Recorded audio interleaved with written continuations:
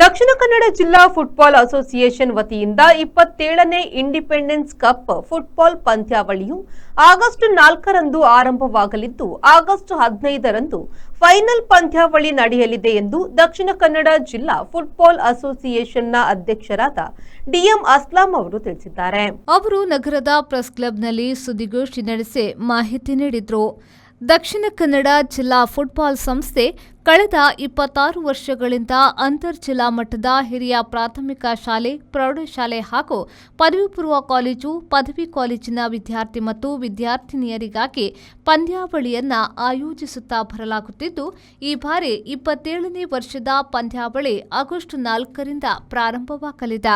ಕರಾವಳಿ ಉತ್ಸವ ಮೈದಾನ ಮತ್ತು ಮಂಚನಾಡಿ ಗ್ರಾಮದ ಕಿನ್ಯಾ ಎಂಬಲ್ಲಿರುವ ಯನಪೊಯ ಯೂನಿವರ್ಸಿಟಿ ಕ್ಯಾಂಪಸ್ ಮೈದಾನದಲ್ಲಿ ಪಂದ್ಯಾವಳಿ ನಡೆಯಲಿದೆ.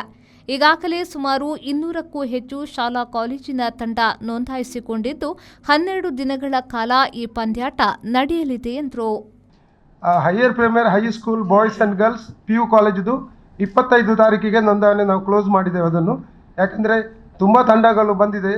ಹೈಸ್ಕೂಲಲ್ಲಿ ಸುಮಾರು 80 ತಂಡಗಳು, ಹೈಯರ್ ಪ್ರೈಮರಿಯಿಂದ ಸುಮಾರು 50, PU ಇಂದ ಒಂದು 50-55 ತಂಡಗಳು ಇದರಲ್ಲಿ ಆಲ್ರೆಡಿ ನಮಗೆ ರಿಜಿಸ್ಟರ್ ಆಗಿದೆ.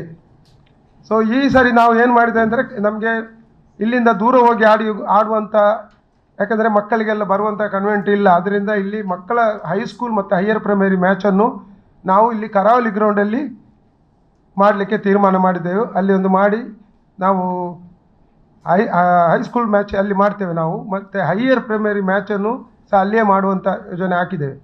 PU ಮತ್ತು ಕಾಲೇಜ್ ಮ್ಯಾಚನ್ನು ಯಾನಪ್ಪಾಯದು ನಮ್ಮ ನಾಟಕಲ್ ಕಿನ್ಯದಲ್ಲಿ ಅವ್ರದ್ದು ಇಂದ ಟರ್ಫ್ ಗ್ರೌಂಡ್ ಇದೆ. ನಾವು ಆ 2 ಮ್ಯಾಚನ್ನು 6 ತಾರೀಕಿಂದ ಅಲ್ಲಿ ಪ್ರಾರಂಭ ಮಾಡ್ತೇವೆ. ಸೊ ಆದ್ದರಿಂದ ನಮಗೆ